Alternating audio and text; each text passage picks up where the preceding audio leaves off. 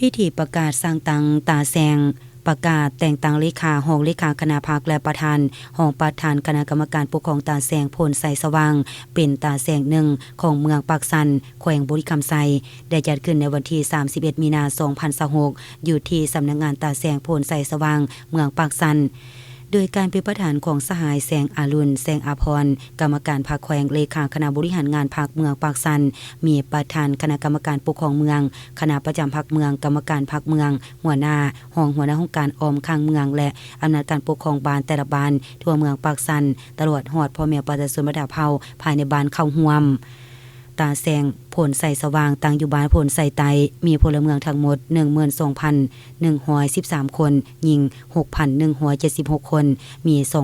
2,292 ครอบครัวมีเนื้อที่ทั้งหมด 16,000 กว่ากิโลตารางเมตรพื้นที่ส่วนหลายเป็นเขตทงเพียงรวมมี 17 บ้านคือบ้านผลสะอาดบ้านนาสมมอผลสว่างสินไซผลงามหาดไซคูนธานาปากกระดันแกงสะดอกบ้านโดนผลใส่ไตผลโฮมห้วยทรายนาม่วงบ้านบงทงวานและบ้านหนองสมานในพิธีประธานคณะกรรมการปกครองเมืองปากสันตกลงแต่งตั้งประธานและรองประธานคณะกรรมการตาแซงบัวเวียงคำมีรายชื่อดังนี้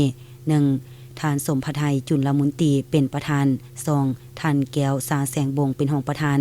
3. ท่านพันตีคำแดงอุดมสวัสดิ์เป็นรองประธานนอกจากนั้นยังได้มอบอุปกรณ์หับใส่ห้องการประกอบมีรถจักร2คันคอมพิวเตอร์2เครื่องและเครื่องหับใส่ห้องการจำนวนหนึ่งรวมเป็นเงิน70 ล้านกว่ากีบ